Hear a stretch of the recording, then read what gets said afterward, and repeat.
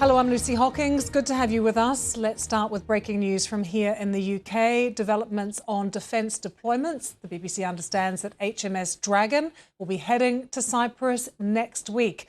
The Type 45 air defence destroyer has begun resupplying air defence missiles at the ammunition facility in Portsmouth. We are also learning that 2 Wildcat helicopters will be deployed this week as well. With me is our defence correspondent, Jonathan Beale. What have you been learning, Jonathan? Well, so I think there was an expectation that perhaps HMS Dragon would be sent sooner. And let's be honest, there were a lot of people who said it should have been sent sooner, but it has been in maintenance. I think it was originally earmarked for another mission. And remember, the Navy is switching the focus. It has no warships in the Gulf, in the Middle East region, which it has in the past, regularly, routinely. There are no major British warships there now, and it has been focusing on the Atlantic because of the threat of Russia, and that's a deliberate choice. So I think that Dragon was one of those destroyers used to protect aircraft carriers that might have been going with HMS Prince of Wales to the North Atlantic, but now has been given a new mission and therefore has got to make preparations. They've got to load the ammunition, so it's not going to sail immediately.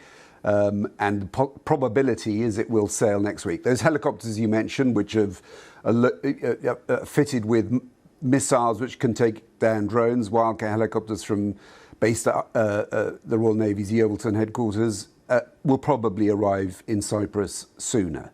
But so things how long are moving. will HMS Dragon take to get there? So it'll take the best part of a week for a ship to get from Portsmouth into the Eastern Mediterranean. So it's not going to be there imminently. I mean, the reassurance that UK military figures give is that they've got ground-based air defence as well, but we also know a drone landed inside Akrotiri, and we are told that drone did not come from Iran. It's a Shahed-style drone. They won't say, though, where they think that drone was fired from, but they do say it wasn't from Iran. And these Wildcat helicopters that are being sent, they're armed with drone-busting missiles. I think that's a phrase that the Ministry of Defence is using. I actually have a press release from the Ministry of Defence that I've kept with me all day. I think they're Martlet missiles which can either hit a target on the surface or, a low-flying, but it's the drones, relatively slow-moving. At the moment, Jonathan, it is the drones that are critical. It is, right. yeah. So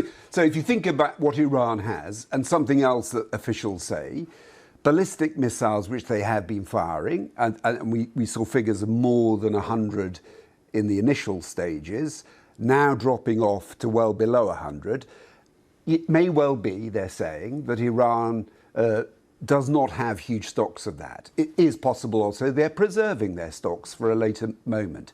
What they do have lots of is drones, cheap drones, the kind of drones that Russia has been using, and in fact the Americans have almost copied the Shahed drone to launch their own attacks. So they still have lots of those, but the US Air Force and the Israeli Air Force have air superiority now, and they are pretty much flying all over the country wherever they will, without having to worry too much about air defences and hitting production sites, launch sites, which is going to make it much more difficult for Iran.